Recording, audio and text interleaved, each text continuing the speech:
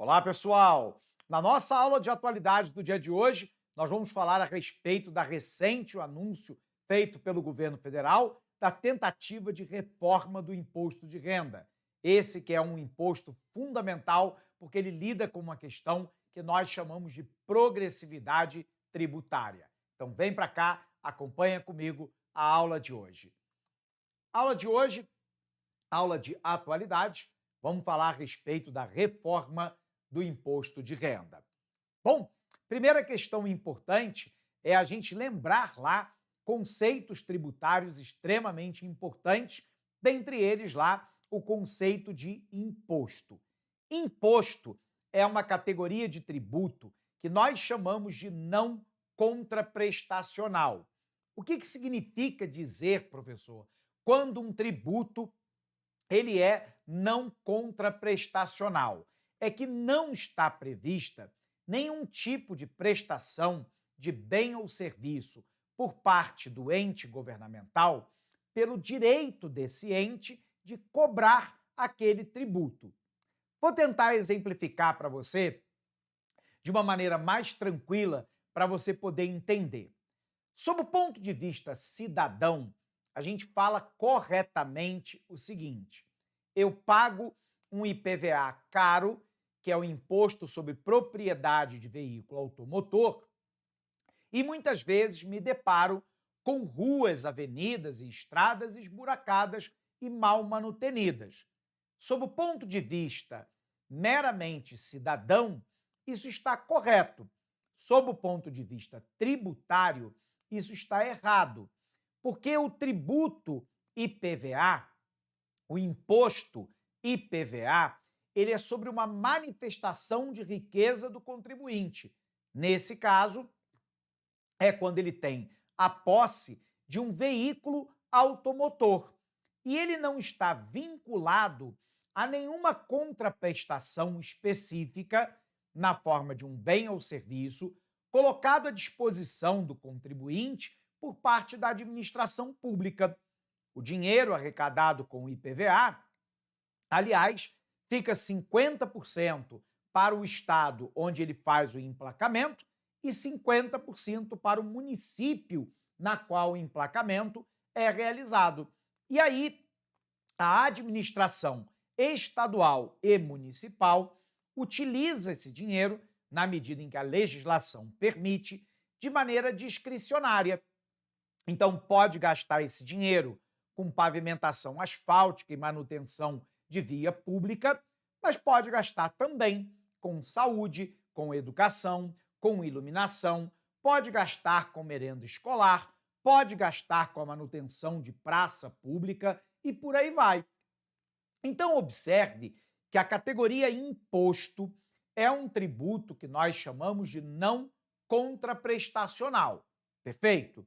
Daí que nós temos um tributo no Brasil que é o imposto de renda, e aqui, claro, a gente vai se concentrar no imposto de renda pessoa física, porque o anúncio do governo até agora tem se concentrado na pessoa física. O governo federal anunciou que ele encaminhou uma proposta ao Congresso Nacional de que as pessoas que ganham renda de até R$ 5.000 estariam isentas do imposto de renda. E todos aqueles que ganham mais de R$ 50.000 por mês ou R$ 600.000 por ano teriam que pagar um valor mínimo de imposto de renda de 10% sobre essa renda.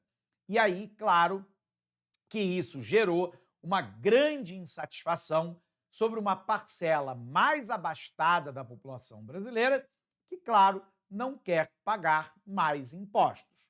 Vamos tentar discutir um pouquinho dessa questão. O ponto fundamental é que a gente já aprendeu que imposto é uma categoria não contraprestacional. Mas uma segunda coisa a gente tem que aprender a respeito de tributação. Trata-se lá dos conceitos de progressividade tributária e regressividade tributária. A regressividade tributária acontece quando a carga tributária ou um tributo qualquer, ele tem um peso maior sobre a população de baixa renda. E isso contribui para a piora na distribuição de renda, contribuindo para a desigualdade social.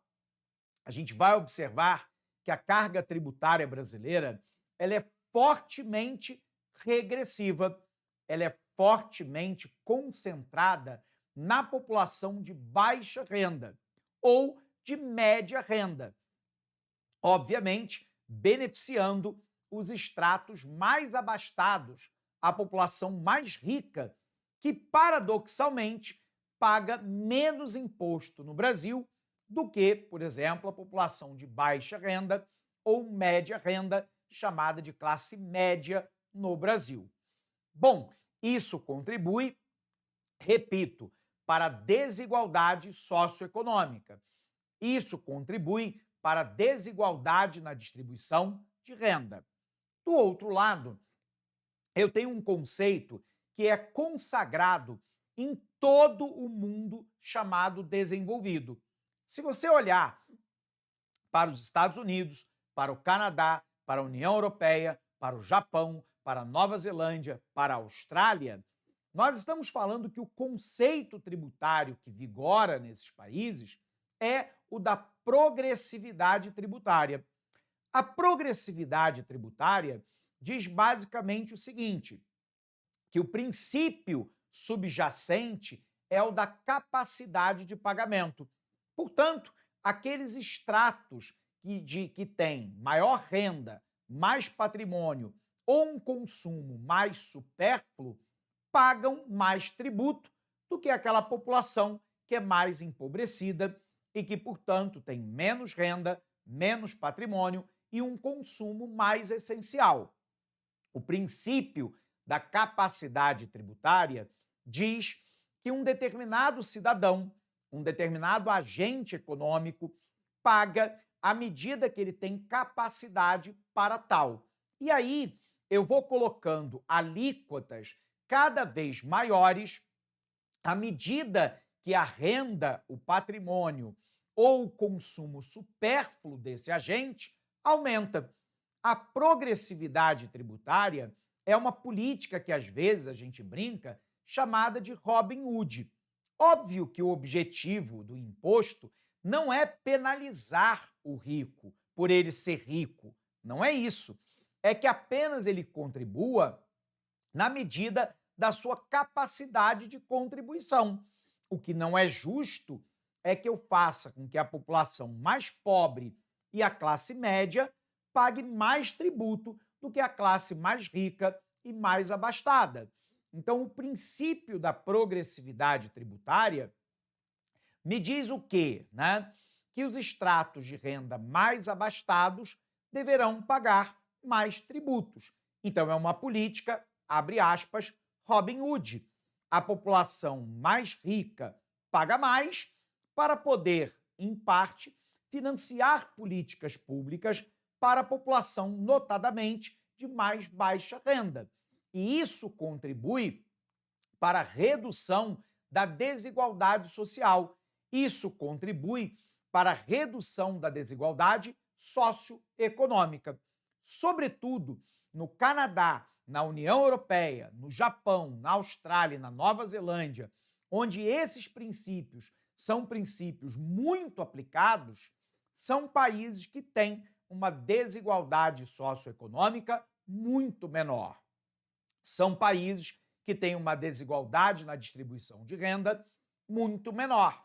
Mas mesmo nos Estados Unidos, que é considerado um dos países, abre aspas, mais liberais econômicos do mundo, a progressividade tributária é de tal tamanho que para as pessoas ultra ricas, por exemplo, quando elas vão deixar o seu legado para a próxima geração, o imposto em alguns estados na transmissão de herança pode chegar até quase metade do seu patrimônio, o que mostra de maneira muito clara que a progressividade tributária está em vigor.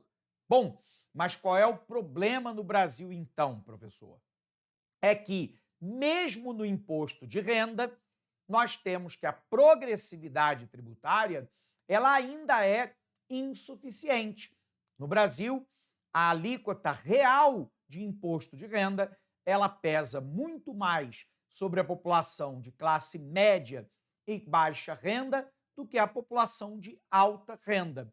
E aí, a proposta do governo agora é tentar mudar, é tentar reformar esse imposto de renda.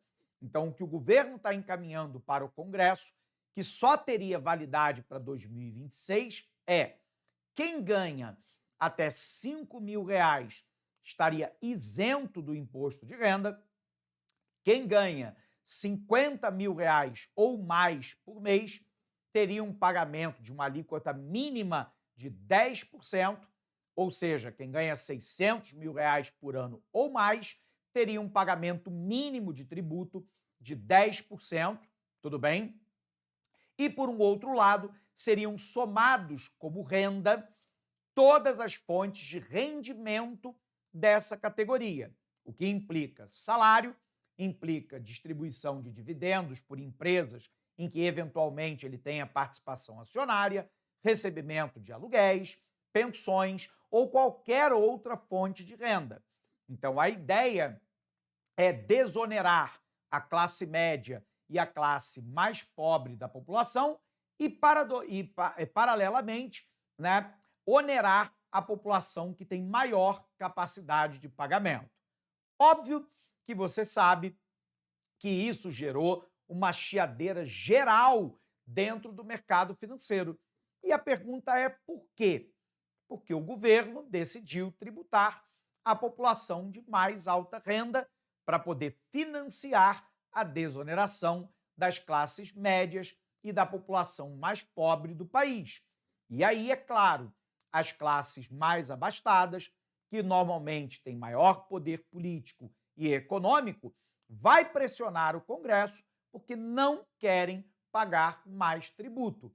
Querem que o ônus tributário fique como está. E como está, infelizmente, ele pesa mais sobre a população de baixa renda e classe média do que sobre a população de alta renda. Legal? Então vem para cá, vamos tentar entender. Então, o que a gente tem aqui, né? A proposta do governo é que no imposto de renda, para quem ganha até 5.000, ele estaria isento de pagar imposto. A nova faixa de isenção, até 5.000, deve beneficiar 36 milhões de contribuintes, de acordo com um levantamento que foi feito pela Associação Nacional dos Auditores Fiscais da Receita Federal. E isso representa 78% dos contribuintes que declaram imposto de renda até o dia de hoje. A ideia do governo é que essa isenção do imposto de renda para quem ganha até 5.000 seja debatida no Congresso Nacional no próximo ano, que é esse nosso ano de 2025, e, se aprovada, a medida passaria a valer a partir de 2026.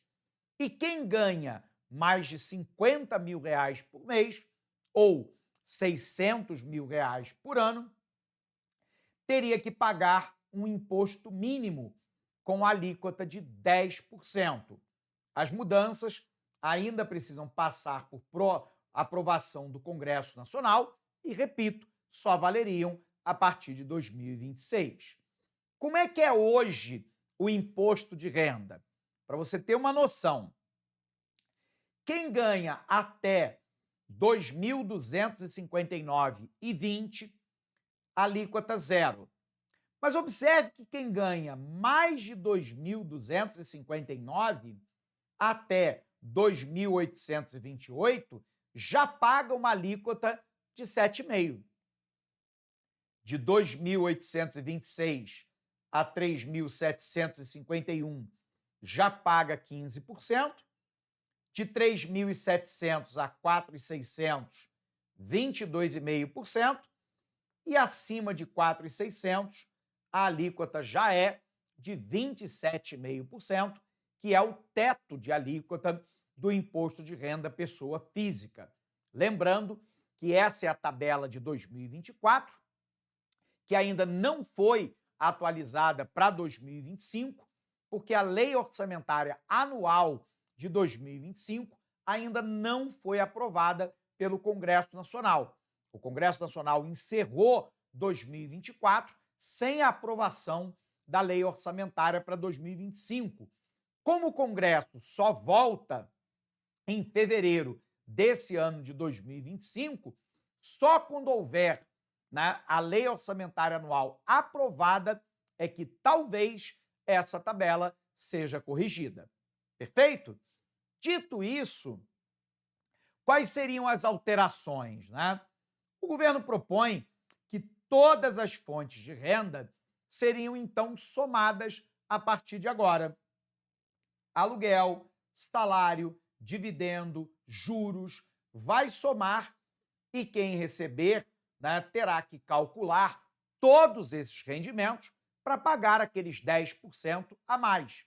Lembrando, só é válido para quem recebe R$ 50 mil por mês ou mais de R$ 600 mil por ano. Tudo bem? Exemplo, o contribuinte tem uma renda anual de 600 mil. Suponha lá que ele já tenha pago 35 mil de imposto de renda.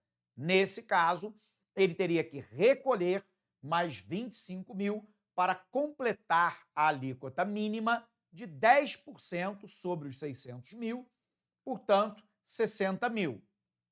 Mas vamos imaginar, suponha que o contribuinte ganhe 600 mil por ano e que já pagou 80 mil de imposto de renda. Nesse caso, quanto que ele deveria pagar a mais, professor? Nada. Nesse caso, ele não seria atingido pela próxima medida que o governo quer ver aprovar no Congresso Nacional. Legal?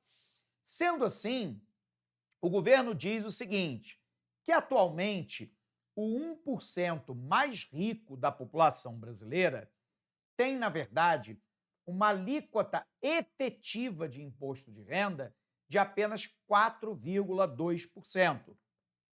E isso acontece por quê, professor?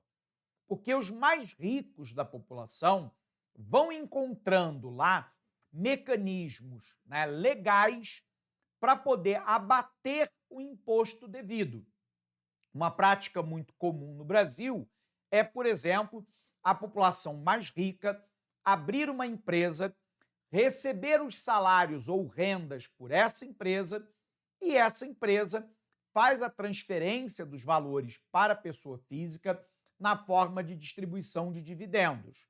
Observe que só 2 países no mundo não cobram imposto de renda sobre distribuição de lucros e dividendos: o Brasil e a Estônia. Ou a gente está muito certo ou o mundo está totalmente errado. A grande questão é que só 2 países no mundo não cobram. E aí, a população mais rica aprendeu esses mecanismos, que são brechas tributárias, né? Então, por exemplo, uma das brechas que eram utilizadas, que a Receita Federal está fechando agora, é quando você apresentava uma série de recibos de despesas médicas. Esses recibos não eram eletrônicos, então qualquer um poderia emitir, um dentista, um fisioterapeuta e por aí vai. O problema é que não havia garantia por parte da Receita Federal de que aquele tipo de prestação de serviço médico, fisioterapeuta ou de dentista, de fato tinha sido realizado. A partir de agora, todos os recibos são centralizados na Receita Federal de maneira eletrônica. De maneira que, se o dentista prestou o serviço, ok, você pode abater a despesa médica do imposto de renda. Porém, o dentista será tributado dentro da renda que ele recebeu referente àquele procedimento. Então, você vai fechando as arestas pelas quais a população de alta renda ia escapando de pagar grande parte dos tributos devidos. Legal? O governo diz ainda o seguinte, né? Que a alíquota efetiva do 1% mais rico é de apenas 4,2% e para os 0,01 mais rico, a alíquota efetiva seria de apenas 1,75. O ministro da Fazenda, então, propõe a fixação de uma alíquota mínima efetiva para a população mais rica, como forma de desonerar a classe média e a população mais pobre. Tudo bem? E aí, observe aqui a alíquota efetiva do imposto de renda, por faixa de renda em 2021, segundo o Sindifisco Nacional. Observe que a classe que mais paga no Brasil é a classe média, para a população que ganha de 5 até 7 salários mínimos, indo até a população que ganha até 80 salários mínimos, é a população que paga mais tributo de imposto de renda. À medida que a renda continua subindo, observe que a quantidade efetiva de imposto cai, ou seja, a população extremamente rica ou muito rica paga menos tributo do que a classe média. E isso caracteriza uma regressividade tributária, ou seja, a maior parte do tributo pesando sobre a população mais pobre ou sobre a classe média. E é isso que o governo tenta diminuir. Observe também a partir de quantos salários mínimos, né, a declaração do imposto de renda era obrigatória. Lá no governo Fernando Henrique Cardoso, em 1996, só declarava imposto de renda quem ganhava 8 salários mínimos. Esse número veio caindo no próprio governo Fernando Henrique Cardoso. Em 2002, já era de 5,29. No final do governo Lula, já havia caído para 2,94. No governo Dilma, caiu para 2,42.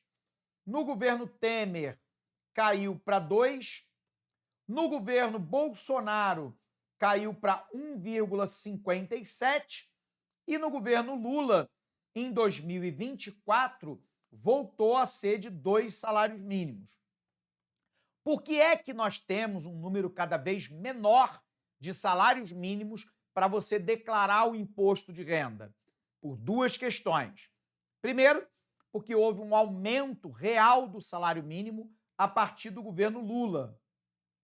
Só aqui no governo Lula, entre 2003 e o ano de 2010, o salário mínimo cresceu 64% acima da inflação. E isso acabou dando um ganho real de salário. O salário mínimo também cresceu acima da inflação durante o governo Dilma. Então, aqui também cresceu acima da inflação. E todas as vezes que eu tenho o crescimento do salário mínimo acima da inflação, óbvio que esses trabalhadores tiveram um ganho de renda. Então, eles entram numa faixa acima de renda e passam a pagar imposto de renda. Mas existe uma segunda explicação, e essa é uma explicação talvez até mais importante. É a não correção da tabela do imposto de renda.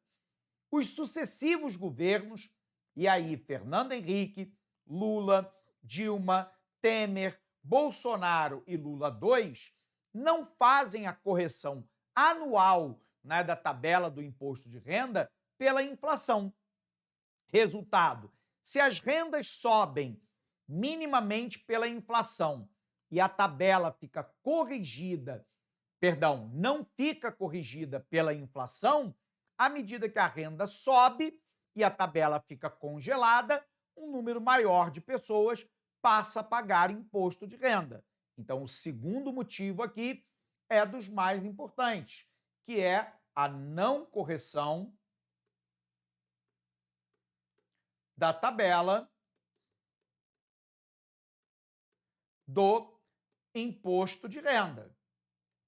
Então, se eu não corrijo a tabela do imposto de renda, a cada ano um número maior de pessoas acaba tendo aumento salarial e adentrando nas faixas para pagar imposto de renda. E é por isso que, a partir, né, de um determinado ponto, mais pessoas são incluídas e cada vez menos salários mínimos são exigidos para que você possa, perdão, para que você tenha que pagar imposto de renda no Brasil.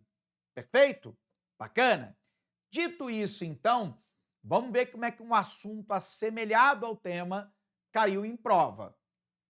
Em 2024, a banca Ameosc perguntou assim: durante uma crise econômica, o governo de um país decide aumentar a carga tributária sobre produtos de consumo popular, como alimento e remédio, para equilibrar o orçamento público. No entanto, essa medida pode impactar diretamente a população de baixa renda. Qual a alternativa de política pública poderia minimizar esse impacto? Então, o país está numa crise econômica e, para poder solucionar a crise econômica, o governo vai lá e aumenta os impostos. Esses impostos incidem sobre produtos de consumo popular, o que obviamente vai impactar a população de baixa renda, porque a população de baixa renda é aquela que gasta a maior parte do seu salário com itens básicos, como transporte, alimentação, moradia, energia, medicamento, vestuário e por aí vai. Então, como é que eu faço para agora tentar aliviar a situação da população de baixa renda? A primeira alternativa é eu subsidiar o consumo desses produtos básicos. Ou seja, se a população é de baixa renda, eu subsidio o acesso a itens básicos, como, por exemplo, a cesta básica de alimentos, medicamentos básicos, transporte e por aí vai. A segunda forma é quando eu reduzo a carga tributária somente para esse grupo de baixa renda, tentando onerar o grupo de mais alta renda, desonerando o grupo de baixa renda. Guardadas as devidas proporções, é mais ou menos o que o governo quer fazer agora. Ele quer onerar o grupo de alta renda e tentar desonerar o grupo de baixa renda ou de renda média. Bacana? Então, olha para cá. Qual alternativa de política pública poderia minimizar esse impacto? Implementar subsídio ou redução de impostos sobre produtos essenciais consumidos pela população de baixa renda. Opa, gabarito logo de cara, nossa letra A. Por que não é a letra B? Aumentar impostos sobre o setor de tecnologia e serviço para compensar a perda de arrecadação. Observe que, se eu aumentar impostos, isso não tira a situação ruim que vai ficar para a população de baixa renda, provocada pelo aumento da carga tributária sobre produtos de consumo popular. Portanto, alternativa incorreta. Reduzir salário de servidor público para economizar recurso não vai tirar o impacto do aumento de impostos sobre o consumo popular. Estimular a importação de produtos baratos para reduzir o preço interno pode até ter algum efeito, mas o problema é que há um lapso temporal entre a iniciativa de importar, conseguir comprar esses produtos no mercado externo, o produto ser embarcado e chegar no mercado doméstico em quantidade suficiente para forçar a queda de preço. Isso tudo demora tempo e o resultado é relativamente incerto. Portanto, não é a medida mais efetiva. Gabarito aqui a nossa letra A. Perfeito? Conferindo aqui, gabarito nossa letra A. E com isso, pessoal, nós encerramos essa nossa aula por aqui. Um abraço imenso para você e bons estudos.